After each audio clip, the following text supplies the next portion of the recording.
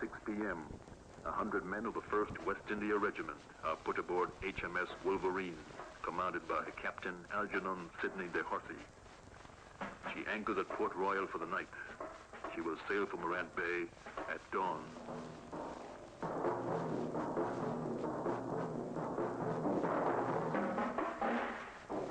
Meanwhile, in Morant Bay, events are moving fast. That same day, Wednesday, October 11th, the volunteer companies requested by the Baron wait outside the courthouse while the vestry holds its regular meeting. The volunteers wait for hours. Their commander is Captain E.W. Hitchens of the No. 1 Bath Company. Hitchens is nervous and refuses to let his men leave their posts.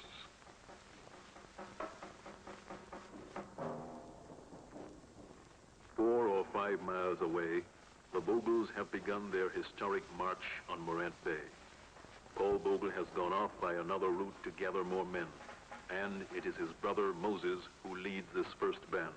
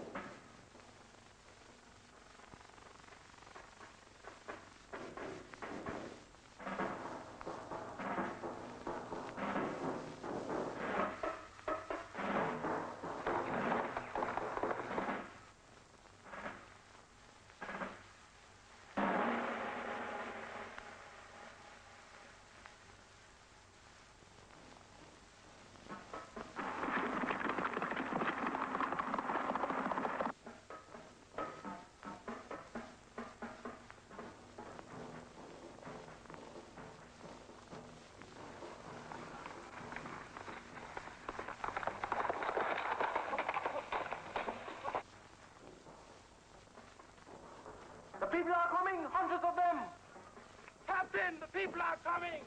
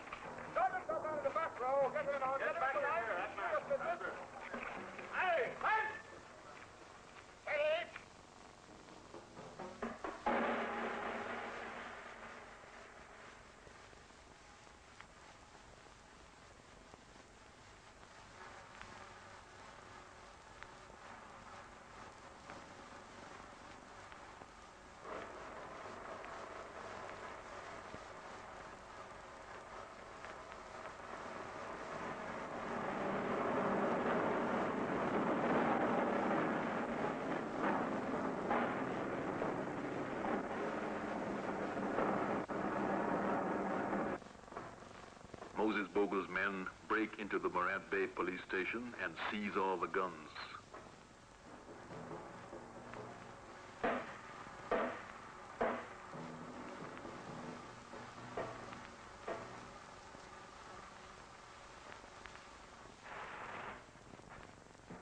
They find no ammunition, and most of the guns are old and useless.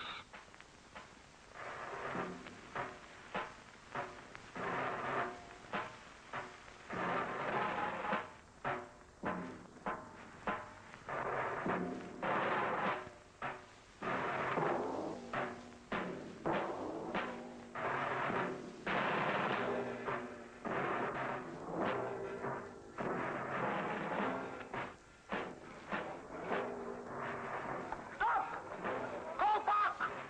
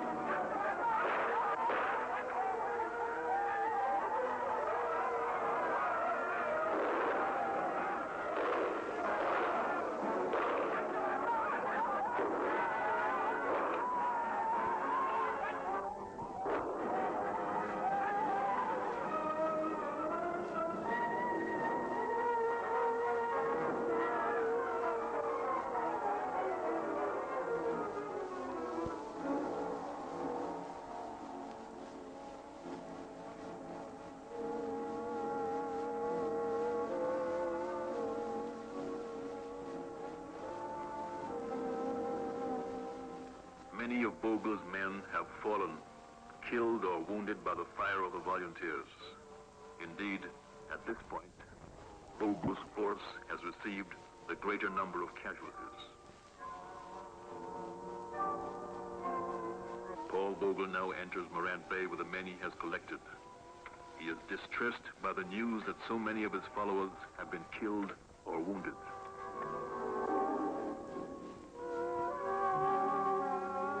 He has to find a way to press home the attack. Get me some fire, he yells. Get fire for Deacon Bogle. Fire is found, and at about 5:30, a man climbs onto the roof of a schoolhouse which stands close by the courthouse.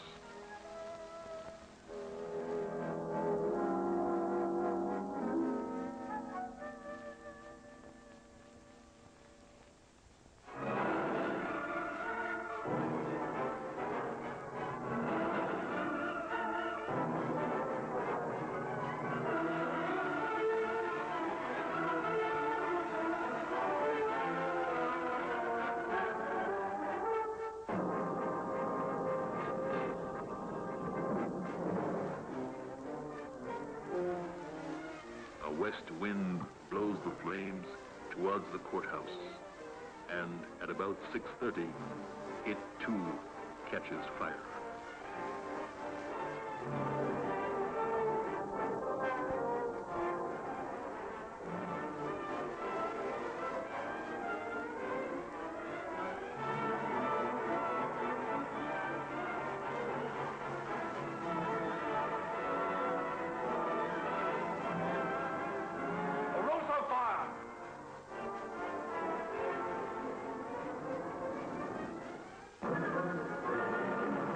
Finally, at about 9:30, when they can no longer stand the heat and the flames, Baron Kettleholt and his men come running out.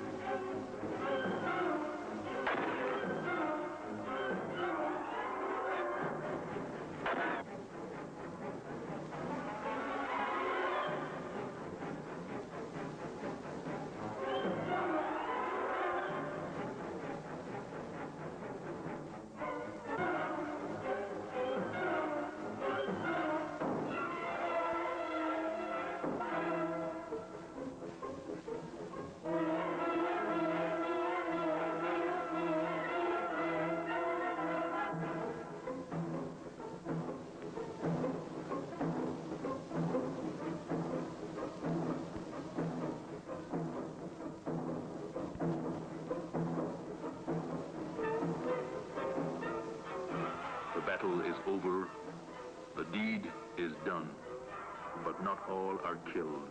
Some get away, some are set free.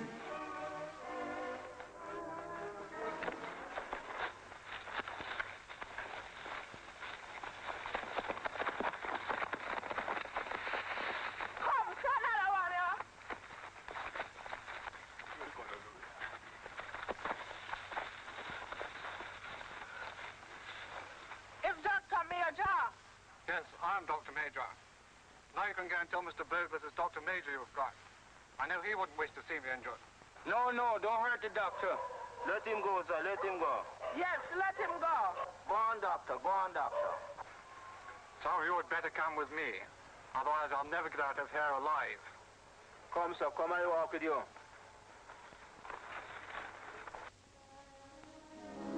Paul Bogle gathers his people and goes home to Stony Gut and holds a prayer meeting in his chapel.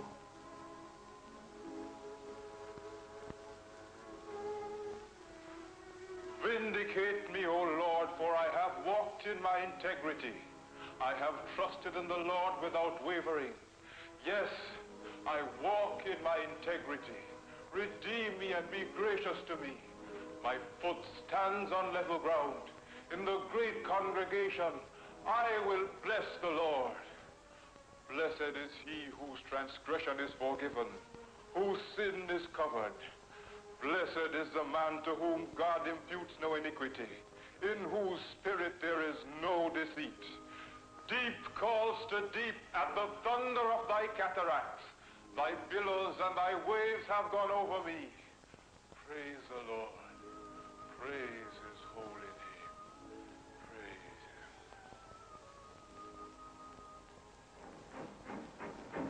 him. Some of Bogle's men now begin a pillaging march up the Plantain Garden River Valley. They are joined by many of the people belonging to the areas through which they pass. Meanwhile, on the morning of Thursday, October 12th, at 10 o'clock, HMS Wolverine arrives at Morant Bay, and men of the 1st West India Regiment, commanded by Captain William James Ross, are put ashore.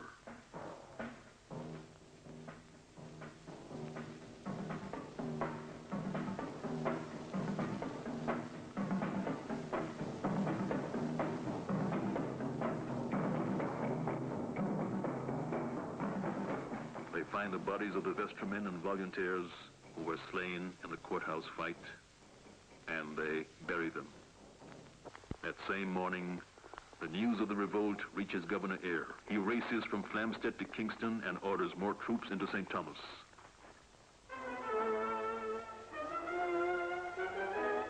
Friday morning, October 13th, martial law is clamped on the county of Surrey, all except the town of Kingston.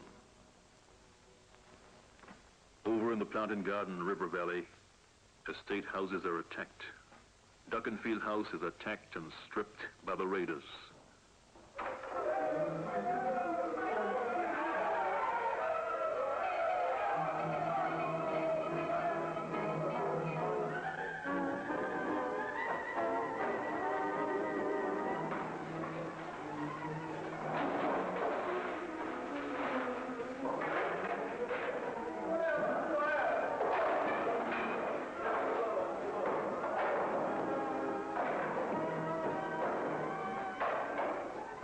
Amity Hall is burnt, and its hated attorney is killed.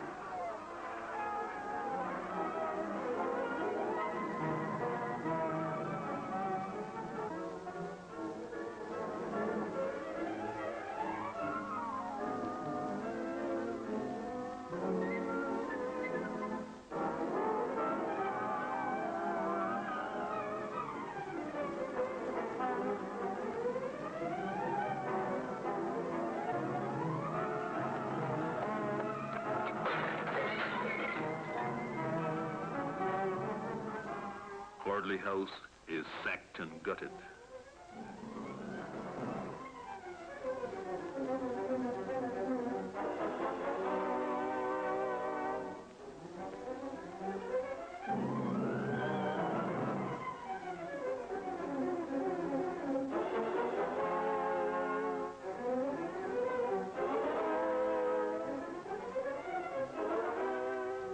Plunder is the order of the day on this mad, hilarious outing.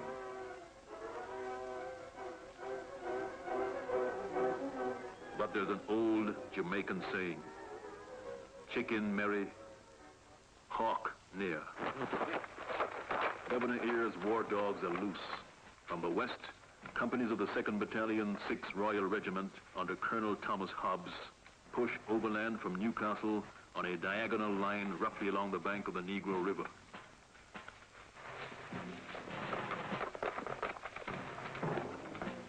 From the south, detachments of the 1st West India Regiment under Captain Henry Luke head east to Port Morant and then north to Bath. Sailors and Marines under Lieutenant Oxley drive inland towards Easington. On Sunday the 15th, men of the 1st West India Regiment and the 6th Royal Regiment, newly landed from the Wolverine, ride south from Port Antonio under command of Captain Lewis Hole. The marchers, hearing of their approach, halt and turn back. Paul Bogle has plunged into the mountainous middle of St. Thomas, seeking recruits. He goes from Coley to Mount Lebanus to Monklands and back again to Lebanus, with Hobbs and the 6 Royals hot on his heels. Hobbs has been joined by Major General Charles Forbes Jackson, an old retired Army officer. who was determined to have a last fling at fame and glory on this campaign.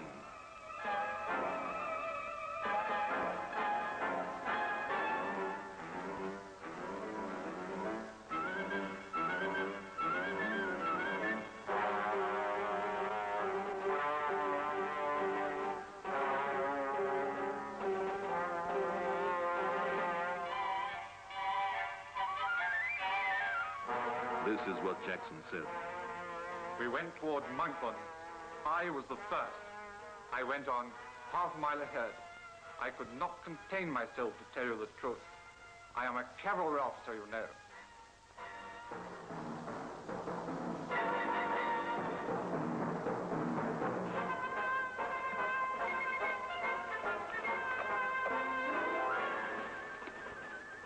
The rainy season, the deep rivers of the narrow mountain trails have taken their toll of the 6th Royal Regiment. Rumpled, weather-beaten and tired, but ready for a fight, they are advancing on the left bank of the Negro River, nearing the district of Mount Lebanus. General Jackson, still out in front, is coming within reach of the fame and glory that he seeks.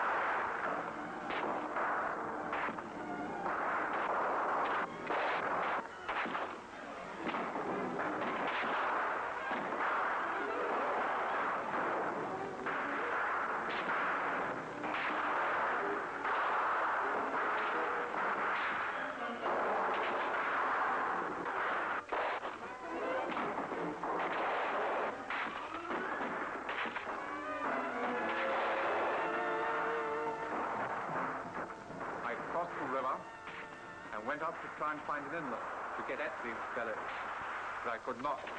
The penguin fences were overhead.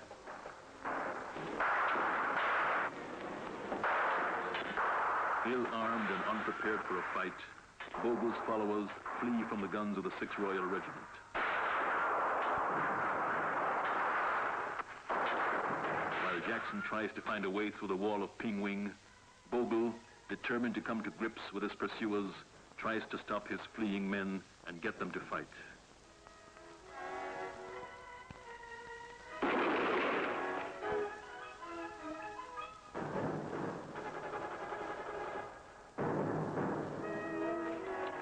Leaping down the riverbank, Bogle in flight almost runs into the arms of his chief pursuer, General Forbes Jackson.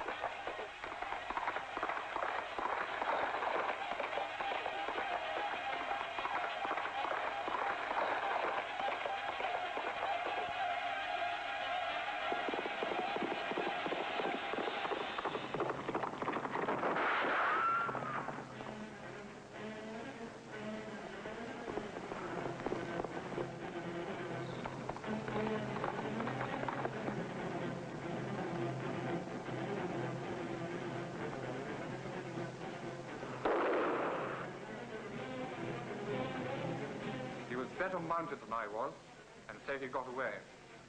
General Forbes Jackson misses his moment of glory. Deacon Paul Bogle gets clean away.